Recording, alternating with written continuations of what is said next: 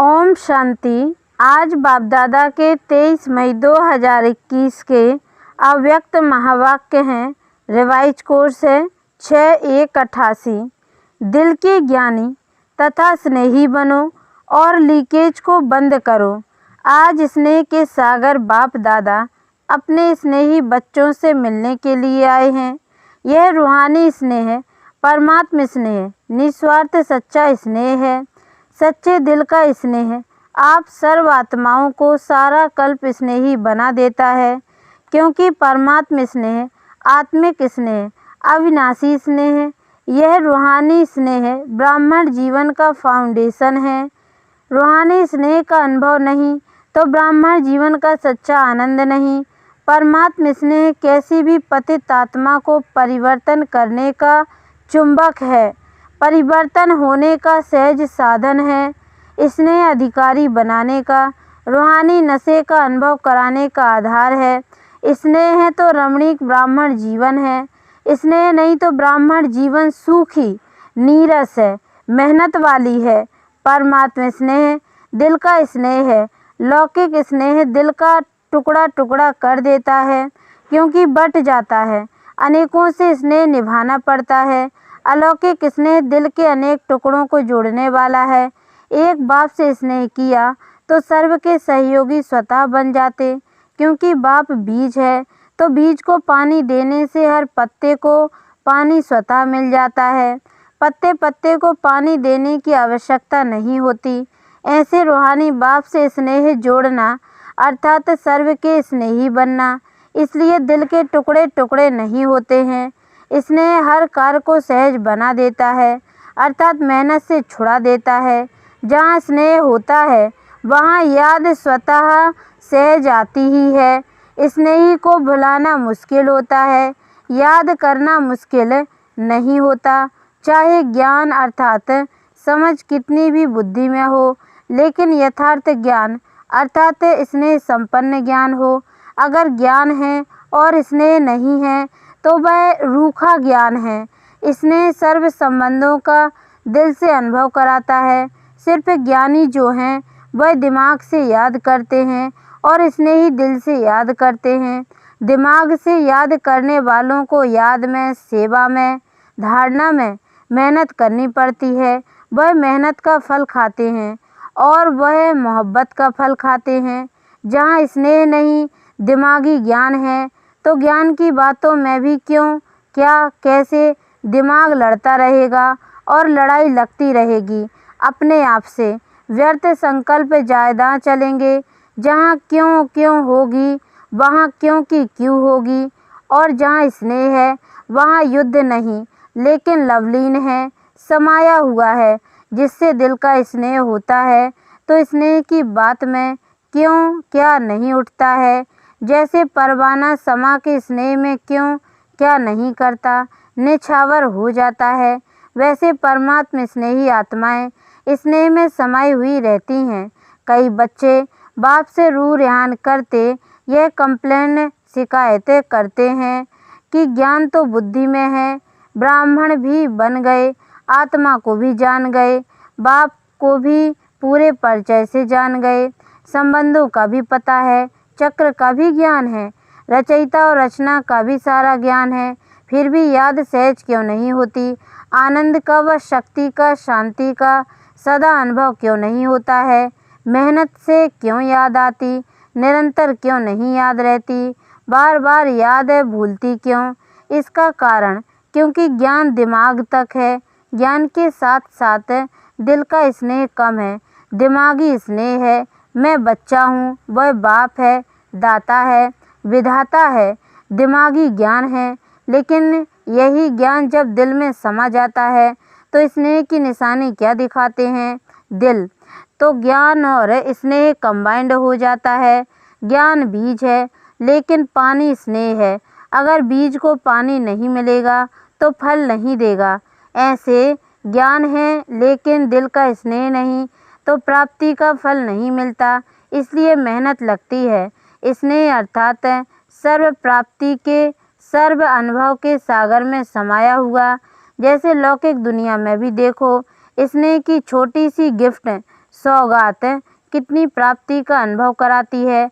और वैसे स्वार्थ के संबंध से लेन देन करो तो करोड़ भी दे दो, लेकिन करोड़ मिलते भी फिर भी संतुष्टता नहीं होगी। कोई ना कोई कमी फिर भी निकालते रहेंगे। यह होना चाहिए, यह करना चाहिए। आजकल कितना खर्चा करते हैं, कितना सो करते हैं, लेकिन फिर भी स्नेह समीप आता है या दूर करता है। करोड़ की लेन देन इतना सुख का अनुभव नहीं कराती, लेकिन दिल के स्नेह की एक छोटी सी चीज़ भी कितने सुख की अनुभूति कराती है, क्योंकि दिल का स्नेह हिसाब किताब को भी चुकता कर लेता है।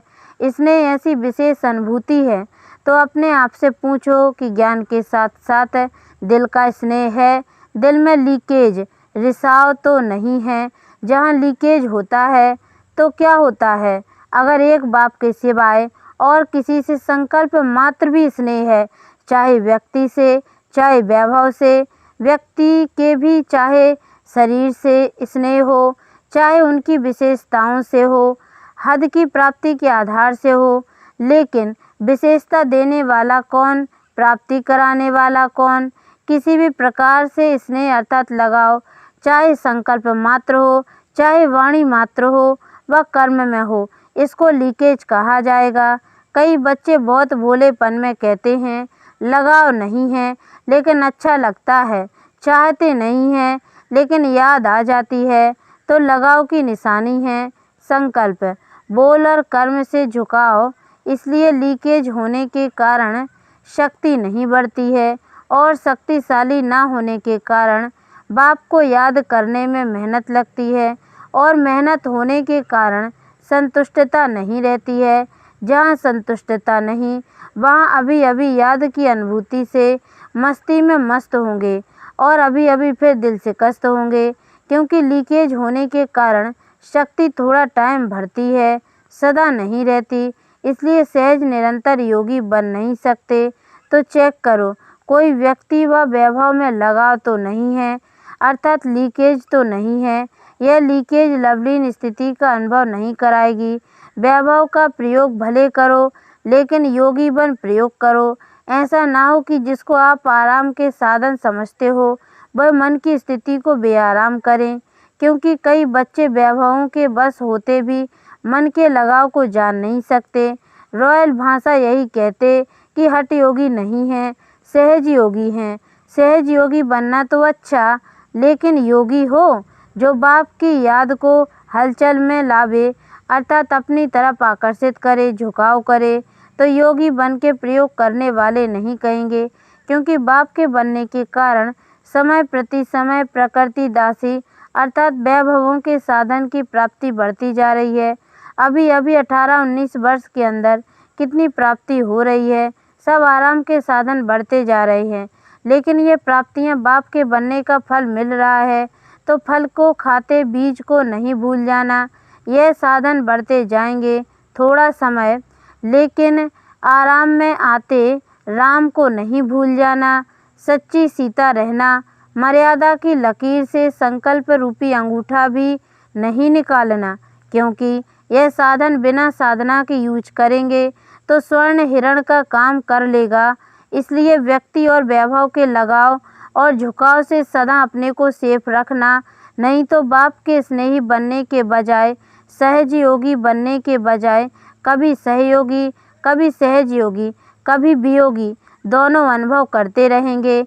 कभी याद, कभी फरियाद, ऐसी अनुभूति में रहेंगे, और कंप्लेन भी कभी पूरी नहीं होगी। व्यक्ति और वैभव के झुकाव की निशानी एक तो सुनाई, कभी सहज योगी, कभी योगी, कभी फरियादी। दूसरी बात, ऐसी आत्मा को प्राप्त सब होगा, चाहे साधन, चाहे सहयोग, चाहे स्नेह, लेकिन लीकेज वाली आत्मा प्राप्ति होते भी कभी संतुष्ट नहीं होगी। उनके मुख से सदैव किसी न किसी प्रकार की असंतुष्टता के बोल न चाहते भी निकलते रहेंगे। दूसरे ऐसे अनुभव करेंगे कि इनको बहुत मिलता, इन जैसा किसको नहीं मिलता, लेकिन वह आत्मा सदा अपने को अप्राप्ति का, दुख का वर्णन करती रहेगी। लोग कहेंगे इन जैसा सुखी कोई नहीं, और वह कहेंगे मेरे जैसा दुखी कोई नहीं, क्योंकि गैस का गुब्बारा है, जब बढ़ता है तो बहुत ऊंचा जाता है, जब ख़त्म होता है तो कहाँ गिरता है। देखने में कितना सुंदर लगता है उड़ता हुआ, लेकिन अल्पकाल का होता है। कभी अपने भाग्य से संतुष्ट नहीं होगा, सदैव कोई न कोई को अपने भाग्य के अप्राप्ति के निमित्त बनाते रहेंगे। यह ऐसा करता है, यह ऐसा होता, इसलिए मेरा भाग्य नहीं। भाग्य विधाता भाग्य बनाने वाला है। जहाँ भाग्य विधाता भाग्य बना रहा है, उस परमात्मा शक्ति के आगे आत्मा की शक्ति भाग्य को हिला नहीं सकती। यह सब बहानेबाजी है। उड़ती कला की बाजी नहीं आती, तो बहानेबाजी बहुत करते हैं। इसमें सब होशियार हैं, इसलिए यह चेक करो, चाहे स्नेह से झुकाव हो, चाहे हिसाब किताब चुकतू होने के कारण झुकाव हो। जिससे ईर्ष्या व घृणा होती है, वहाँ भी झुकाव होता है। बार बार वही याद आता रहेगा। बैठेंगे योग में बाप को याद करने, और याद आएगा घृणा व ईर्ष्या वाला। सोचेंगे मैं स्वदर्शन चक्रधारी हूँ, और चलेगा परदर्शन चक्र, तो झुकाव दोनों तरफ का नीचे ले आता है। इसलिए दोनों चेक करना। फिर बाप के आगे अर्जी डालते हैं कि वैसे मैं बहुत अच्छा हूँ, सिर्फ यह एक ही बात ऐसी है, इसको आप मिटा दो। बाप मुस्कुराते हैं कि हिसाब बनाया आपने और चुकतू बाप करे, चुकतू करावे। यह बात ठीक है, लेकिन चुकतू करे यह बात ठीक नहीं। बनाने के समय बाप को भूल गए, और चुकतू करने के टाइम बाबा बाबा कहते। करण करावन हार कराने के लिए बंधा हुआ है, लेकिन करना तो आपको पड़ेगा। तो सुना बच्चों का क्या क्या समाचार बाप दादा देखते हैं। सार क्या हुआ, सिर्फ रूखे ज्ञानी नहीं बनो, दिमाग के ज्ञानी नहीं बनो, दिल के ज्ञानी और स्नेही बनो, और लीकेज का चेक करो। समझा? 18 जनवरी आ रही है ना, इसलिए पहले से स्मृति दिला रहे हैं, जो 18 जनवरी के दिन सदा का समर्थ दिवस मना सको। समझा? सिर्फ जीवन कहानी सुना के नहीं मनाना, लेकिन समान जीवन बनने का मनाना है। अच्छा, सदा व्यक्ति और वैभव के झुकाव से न्यारे, बाप के स्नेह में समाये हुए, सदा यथार्थ ज्ञान और दिल के स्नेह दोनों में कंबाइंड स्थिति का अनुभव करने वाले, सदा योगी बन साधना की स्थिति से साधनों को कार्य में लाने वाले, सदा स्नेही दिल में समाये हुए बच्चों को दिलाराम बाप की याद प्यार और नमस्ते। और हम रूहानी बच्चों की ओर से भी रूहानी माता पिता बाप दादा को याद प्यार और गुड मॉर्निंग बाबा नमस्ते। पार्टियों से अव्यक्त बाप दादा की मुलाकात। अपने को डबल हीरो समझते हो, हीरे तुल्य जीवन बन गई तो हीरे समान बन गए, और सृष्टि ड्रामा के अंदर आदि से अंत तक हीरो पार्ट बजाने वाले हो तो डबल हीरो हो गए ना। कोई भी हद के ड्रामा में पार्ट बजाने वाले हीरो एक्टर गाए जाते हैं, लेकिन डबल हीरो कोई नहीं होता, और आप डबल हीरो हो। बाप के साथ पार्ट बजाना यह कितना बड़ा भाग्य है। तो सदा इस श्रेष्ठ भाग्य को स्मृति में रख आगे बढ़ रहे हो ना। रुकने वाले तो नहीं हो ना। जो थकता नहीं है वह रुकता भी नहीं है, बढ़ता रहता है। तो आप रुकने वाले हो या थकने वाले? अकेले होते हैं तो थकते हैं, बोर हो जाते हैं तो थक जाते हैं, लेकिन जहाँ साथ हो वहाँ सदा ही उमंग उत्साह होता है। कोई भी यात्रा पर जाते हैं तो क्या करते हैं? संगठन बनाते हैं ना। क्यों बनाते हैं? संगठन से, साथ से, उमंग उत्साह से आगे बढ़ते जाते। तो आप सभी भी रूहानी यात्रा पर सदा आगे बढ़ते रहना, क्योंकि बाप का साथ, ब्राह्मण परिवार का साथ कितना बढ़िया साथ है। अगर कोई अच्छा साथी होता है तो कभी भी बोर नहीं होते, थकते नहीं, तो सदा आगे बढ़ने वाले, सदा ही हर्षित रहते हैं, सदा खुशी में नाचते रहते हैं। तो वृद्धि को पाते रहते हो ना। वृद्धि को प्राप्त होना ही है, क्योंकि जहाँ भी जिस कोने में बिछड़े हुए बच्चे हैं वहाँ यह आत्माएं समीप आनी ही हैं। इसलिए सेवा में भी वृद्धि होती रहती है। कितना भी चाहो शांत करके बैठ जाएं, बैठ नहीं सकते। सेवा बैठने नहीं देगी, आगे बढ़ाएगी। क्योंकि जो आत्माएं बाप की थीं वह बाप की फिर से बननी ही हैं। अच्छा, मुख्य भाइयों से अव्यक्त बाप दादा की मुलाकात। पांडव सोचते हैं कि शक्तियों को चांस अच्छा मिलता है, दादियाँ बनना अच्छा है, लेकिन पांडव अगर प्लानिंग बुद्धि नहीं हो तो शक्तियाँ क्या करेंगी। अंतिम जन्म में भी पांडव बनना कम भाग्य नहीं है, क्योंकि पांडवों की विशेषता तो ब्रह्मा बाप के साथ ही है, तो पांडव कम नहीं। पांडवों के बिना शक्तियाँ नहीं, शक्तियों के बिना पांडव नहीं। चतुर्भुज की दो भुजा वह है, दो भुजा वह है, इसलिए पांडवों की विशेषता अपनी निमित्त सेवा इन्हों को दादियों को मिली हुई है, इसलिए यह करती हैं। बाकी सदा पांडवों के लिए शक्तियों को और शक्तियों के लिए पांडवों को स्नेह है, रिगार्ड है और सदा रहेगा। शक्तियाँ पांडवों को आगे रखती हैं, इसमें ही सफलता है, और पांडव शक्तियों को आगे रखते, इसमें ही सफलता है। पहले आपका पाठ दोनों को पक्का है। पहले आप कहते खुद भी पहले आप हो जाएंगे। बाप बीच में है तो झगड़ा है ही नहीं। पांडवों को बुद्धि का वरदान अच्छा मिला हुआ है, जिस कार्य के निमित्त बने हुए हैं उनको वही विशेषता मिली हुई है, और हर एक की विशेषता एक दो से आगे है, इसलिए आप निमित्त आत्माएं हो।